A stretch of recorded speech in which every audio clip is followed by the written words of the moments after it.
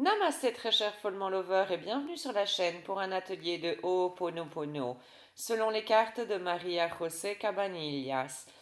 Alors, Ho'oponopono est une technique hawaïenne ancestrale de résolution de problèmes. L'enfant intérieur, en hawaïen, Ke Keiki o Loko. Un autre outil de nettoyage de Ho'oponopono est la connexion avec ton enfant intérieur, concept créé par Carl Jung. L'enfant intérieur est un symbole qui connecte directement avec l'émotionnel. L'image de l'enfant intérieur montre avec exactitude ce que tu es en train de ressentir à chaque moment. Sa valeur en tant qu'outil thérapeutique consiste en ce qu'il est un pont direct à l'émotion, étant donné qu'il montre toujours ta vérité émotionnelle, que ce soit la joie, la tristesse ou bien la peur. À travers de cette image symbolique, de te visualiser quand tu étais enfant, tu peux protéger, soutenir et accueillir ton émotion.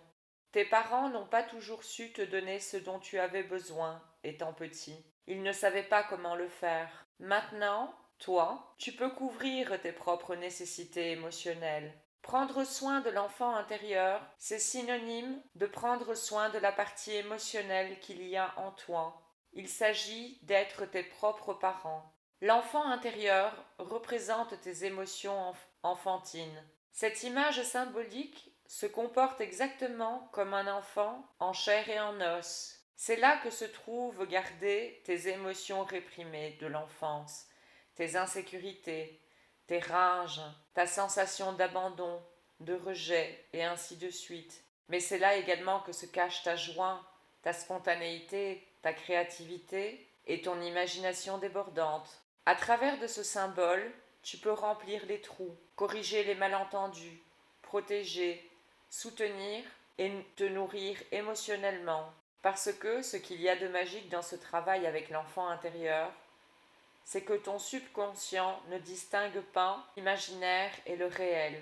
Et c'est comme si, quand tu étais petit, il y avait eu quelqu'un, un adulte, qui aurait été présent pour toi, pour t'écouter, pour te donner de l'amour, avec des gestes et des paroles, pour te permettre d'exprimer tes sentiments, pour t'expliquer comment les choses sont, te déculpabiliser et ainsi de suite. Tu vas obtenir un effet de plus grande connexion immédiate avec ton enfant intérieur si tu te sens triste, seul ou impuissant.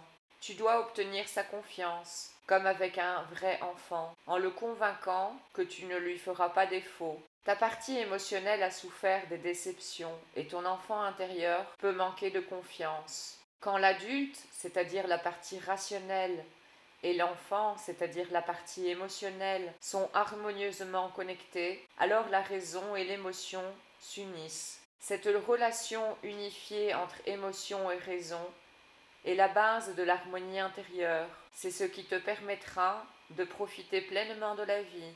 Pour ceci, l'adulte doit se connecter avec l'enfant depuis la sérénité, depuis le cœur. Cette union est nécessaire, étant donné que les émotions et les idées seront toujours ensemble, que tu le veuilles ou non.